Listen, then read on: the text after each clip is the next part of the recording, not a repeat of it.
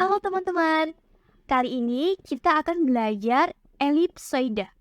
Nah, untuk materi elipsoida ini merupakan salah satu materi dari mata kuliah Geometri Analitik Ruang. Oke, kita langsung lanjut ke materi ya teman-teman. Elipsoida. Nah, di sini ada pengertian elipsoida. Elipsoida adalah permukaan ruang dari suatu elips yang diputar terhadap sumbu putar, di mana sumbu putar dalam bangun ruang 3 dimensi terdiri dari sumbu X, sumbu Y, dan juga sumbu Z. Kemudian, di sini ada jenis-jenis elipsoida. Di sini terdapat 4 jenis elipsoida.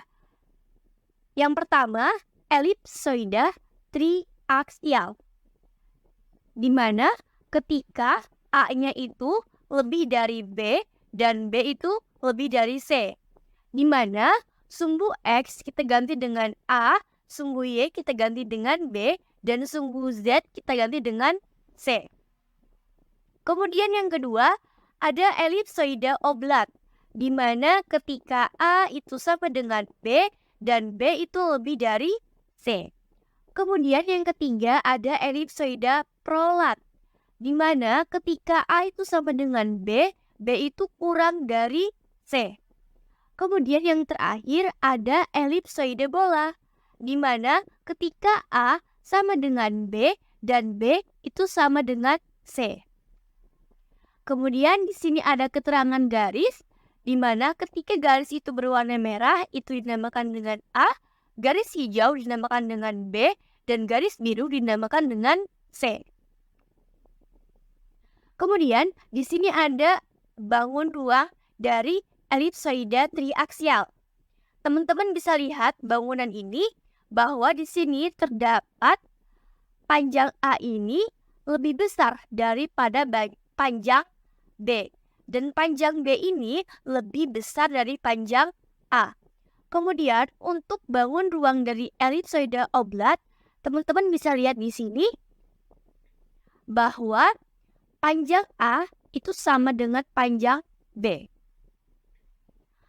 Namun panjang B ini lebih besar dari panjang T, sehingga ini dinamakan elipsoida oblat. Kemudian di sini ada elipsoida prolat. Teman-teman bisa lihat bangun ruangnya.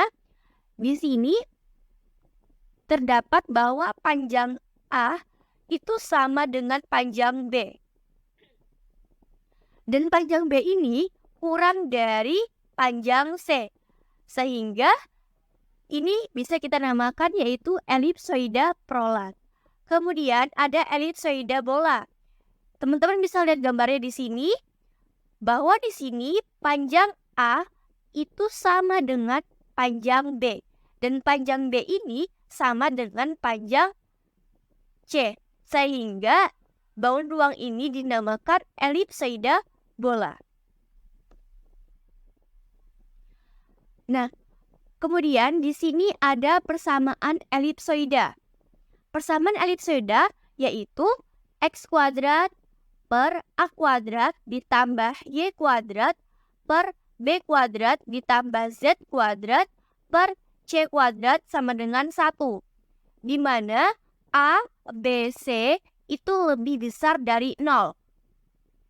Kemudian di sini ketika pusat elipsoida berada titik O-nya adalah 0, 0, 0 dengan sumbu A, B, dan C, maka jejaknya pada bidang X, O, Y rumusnya adalah X kuadrat per A kuadrat plus Y kuadrat plus B kuadrat sama dengan 1 elips. Kemudian jejaknya pada bidang Y, O, Z menjadi Y kuadrat per B kuadrat plus Z kuadrat plus C kuadrat sama dengan 1 elips. Kemudian jejaknya pada bidang X, O, Z yaitu menjadi X kuadrat plus A kuadrat plus Z kuadrat plus C kuadrat sama dengan 1 elips. Nah, jadi ini merupakan persamaan elipsoida. Kemudian, untuk lebih mudah memahaminya, di sini kita menggunakan aplikasi GeoGebra untuk melihat bagaimana elipsoida pada ruang 3 dimensi.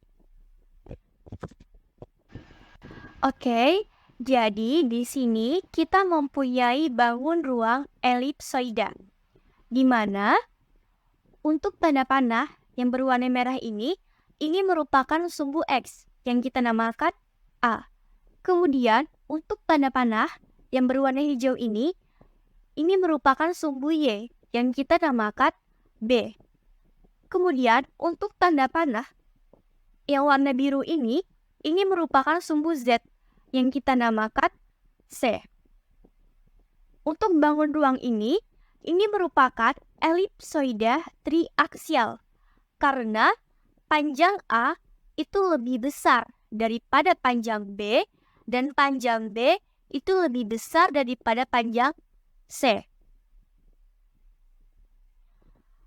Kita bisa melihat dari atas seperti ini, maka akan membentuk elips karena panjang A itu lebih besar daripada panjang B dan panjang A itu tidak sama dengan panjang B. Lalu, ketika kita melihatnya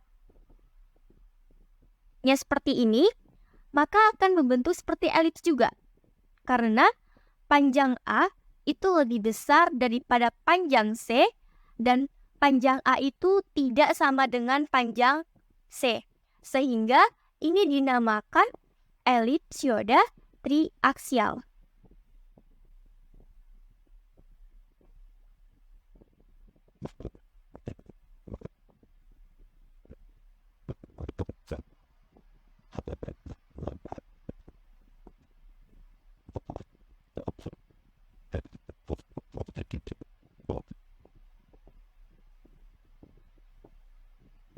Yang ketiga, di sini ada elipsoida prolat, di mana panjang A itu sama dengan panjang B dan kurang dari panjang C.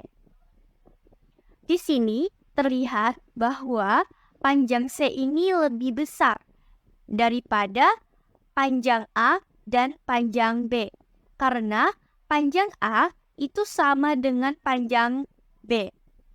Kemudian, ketika kita melihatnya seperti ini, maka akan membentuk sebuah lingkaran, di mana panjang A itu sama dengan panjang B. Ketika kita melihatnya seperti ini, maka akan terlihat elips. Karena panjang C ini lebih besar daripada panjang A, sehingga ini dinamakan elipsoida prolat.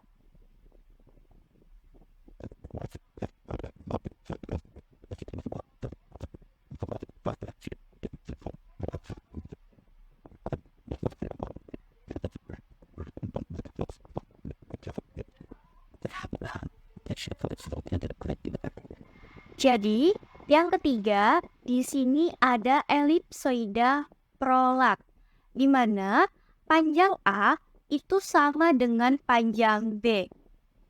Dan panjang B ini kurang dari panjang C.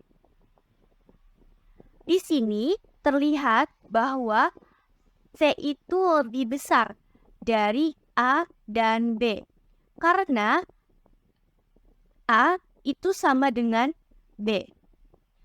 Kemudian, ketika kita melihat dari atas seperti ini, maka akan berbentuk sebuah lingkaran, di mana panjang A itu sama dengan panjang B. Kemudian, ketika kita melihat yang seperti ini, maka akan berbentuk seperti elips, di mana panjang C itu lebih besar daripada panjang A. Sehingga ini merupakan elipsioida prolat.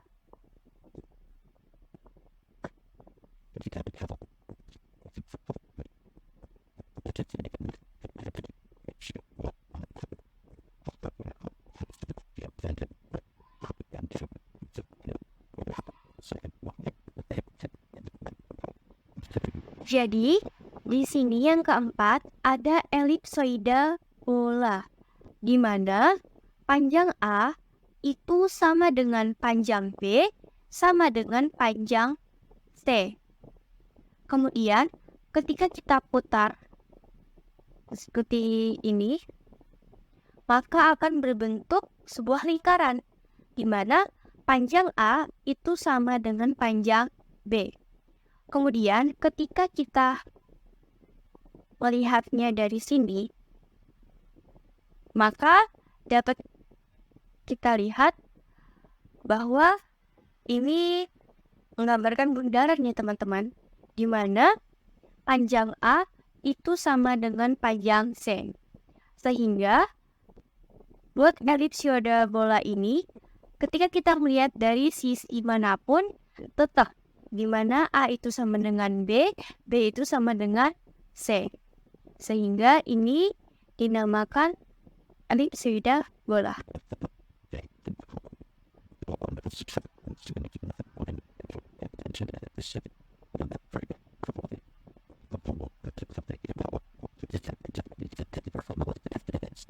Nah, dalam kehidupan sehari-hari, bentuk model bangun ruang tersebut dapat berupa telur ya teman-teman.